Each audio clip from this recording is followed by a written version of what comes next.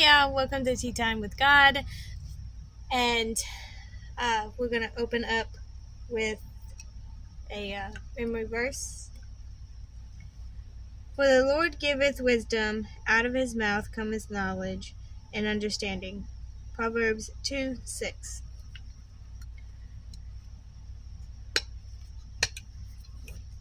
So this is a introduction to Tea Time with God. All you need is a cup of tea, journal, your Bible, and if you want something to write with, of course, or if you don't journal, you can have a book. So I've been trying to do this video for a while. My tea's almost gone. That tells me how long I've been trying to do this. But anyways, so Tea Time with God, I started it 5 years this past November. I've been doing it myself. I started it when I was in a rent house, and I decided to go back to God, and I was in a very low point in my life, and I decided that I needed to get away from negativity, like everything that was like crouching down on my head. So I decided to go on my front porch and do Tea Time with God. I got me some tea, went outside. Right now it's just very hot outside, so I moved into my my prayer room. And when it got too hot outside, I just went into, because I had like a little prayer corner that I went to. So for some reason, I just kept putting it on the back burner. Like, I would do like little bitty things here and there, but I decided to hold myself accountable and started doing Tea Time with God. Now, I'm going to be posting on YouTube, Twisted Zigzag. It's my board game, but I'm going to label it Tea Time with God until I can figure out how to do another channel that would just be for Twisted Zigzag. Tea Time with God, and have them separate. But as of right now, if you want to find it, of course, I'm going to post it on Twisted Zigzag, and then I'm going to also post it on Threads as well. I don't know how long the videos can go on for Threads, so probably just like a little bitty introduction over there, and then you can shoot over to YouTube channel. But each week, I'm going to post at least one video, possibly like little bitty short ones, during the week. But for sure, one video a week. The background might be a little bit different because I'm about to start work, and so I might be in my car, might be getting my stuff together for work and everything. But for this time, I'm going to be in here, and of course, my wall that has memory verses on there. So if you feel free to put in the comment section a verse that you want to see on the wall, put it on the wall. But Tea Time with God is a time where we come together to talk about God, talk about the needs that that we have, and where we've come and where God has led us. I was not raised in church. Well, technically speaking, I wasn't raised in church. It's a little. I wasn't raised in a Christian household. Let's go that way. I wasn't raised in a Christian household. I was raised in church. I went to a VBS, and the ladies there was like, "Hey, y'all should come to church. We have a van that can come and pick y'all up." Da, da, da. So me, my brother, and the people that we was I guess, staying with. I don't know. Like, we were all friends and everything. Well, we all went, and I really enjoyed the church, and so the church man would come pick us up all the time, and then it got to the point that my brother just did not want to go. He got in trouble at church for doing something, and he got kicked out, basically, because he was using the church grounds for something that he shouldn't have been using the church grounds for. And so he just left and went done his unsavory things elsewhere. Well, that left me not being able to go to church because he didn't want to go to church. And my mother was this type of person that if her son did not go anywhere, or if you did not give her son anything, then I don't go, and I don't get anything. So it was always one of those catch things. So there was a couple that said, hey, we'll come and get you if you don't mind. And they talked to my mom. My mom's like, well, fine, whatever. So I was able to go. So I was able to attend church all the way up until my teens. And then my granny passed away, and she was my only support system, because nobody in my house, like, some of them believed in God, but they did not believe in His word, and they didn't. They knew He was there. That was it. That was the end of that. So I felt even more alone because my support system passed away, and I had two support systems, and both of them ended up passing away, and so I just felt like a charity case. So I was like, you know what? I'm done. I'm done with this. Nobody wants to hear me. Nobody wants to, I can't express my feelings anywhere and what I'm saying to anybody, so I took off. And I never denounced God. I always knew that He was there, but I was always like, you know what? You put me in that household. You put me in there, so I'm just going to go away. And I did. I did everything I could possibly not want to be. And, but I was always one of those that, I had my Bible.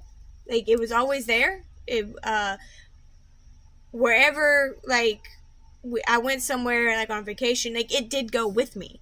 I just never opened it. And I would never allow, like, when you move, how you get the essential stuff and you put it so that way you have it. Well, my Bible was literally that. I just never opened it. I'm like, but I have to. And it wasn't like I have to. It was like, if I didn't, like, I felt like there was something wrong. So God was always there. Even when I was mad at Him, I was being like a spoiled little kid, going, defying the parent. I still kept His word with me. Even though I was like, nope. Never took off my necklace. I got so mad whenever my necklace got broke.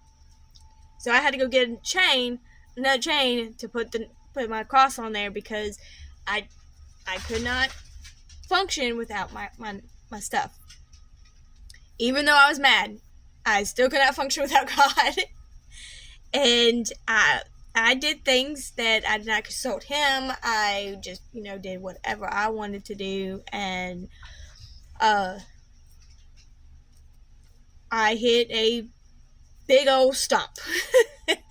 And I tried to yeet myself out, because I was like, the enemy worked on me for so long that my soul got tired. I felt tired. And it was the type of tired that gets into your bones that you don't want to get up. You're done.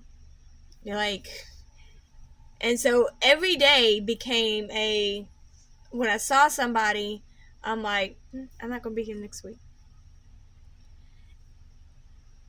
And it became like that. Like, I saw it, like, whenever I would hang out with somebody, it was like it was the last time I was going to hang out with them.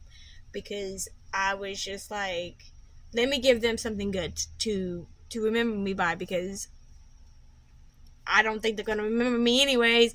They're going to remember that day, and they're going to be like, oh my goodness, whatever, like all the others. But I was like, I'm done. I don't really care. That day was just for me. Gave me one day to be happy, I guess. And so every day just became that, and every day it was like I was just dragging my feet. And the thing about the enemy is he takes every good thing that you have.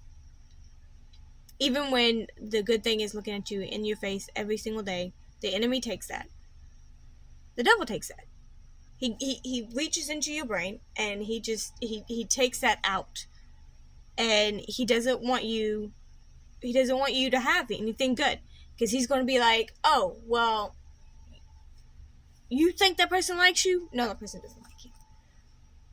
And you're so tired, and you just can't seem to get out, and you're just clawing, and it's just, you're getting more tired. That's how I felt. And all I could think about is, one person in particular, that it was basically a jab to that person. To me, it was. Like, ha ha ha, finally you're going to have to deal with all my stuff. Finally, ha ha ha, whatever. And the enemy made me forget one important detail. When you try to yeet yourself out, think about the person that's going to find you. Because for me, at the time, it was an 8-year-old little girl. I didn't know. Because normally, her and her mom comes up to the house together. That particular day, she came up to the house. She was knocking on the door, and I thought it was my friend. So I was just laying there. I'm like, I was ready to go. And I'm like, well, I'm gonna be found sooner or later. Apparently sooner. And then I heard it. I heard her voice. And at that moment, I realized that the enemy took the one good thing and took it out of my head. Because he didn't care. He was getting what he wanted. He was like, yeah! So from that day forward, I decided to tea time with God.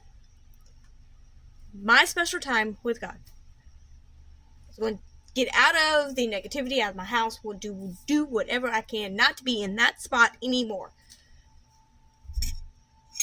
Made me some tea. Grabbed my Bible. Went out on my porch.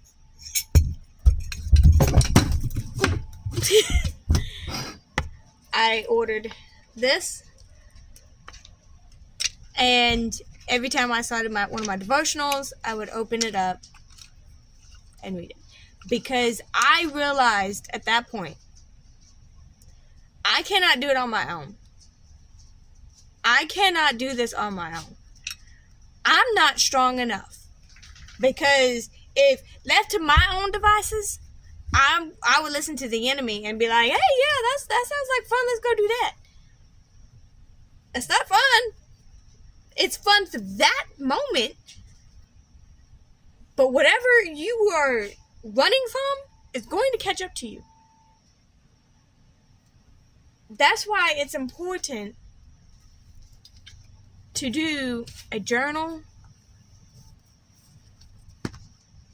Because you get to look back and go, I'm not there no more. I am over here. I'm sitting in a prayer closet that my significant other, that I never even thought that I was going to have, built for me. Because God gave me this man. God gave me everything that I have in my life. He gave me a best friend that put me on to these books. There's another one called Unraveled, and then the second one called Undignified. If you want to think that if you want God to speak to you, I highly recommend these books. So that's why I decided to go ahead and do Tea Time with God. Decided to bring it out, bring it where, for you all to see.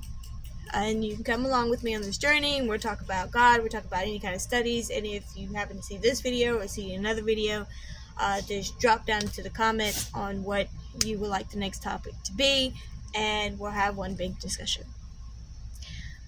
So come along with me on my little journey on going back to God, and get your drink, and come sit down. As always, God bless.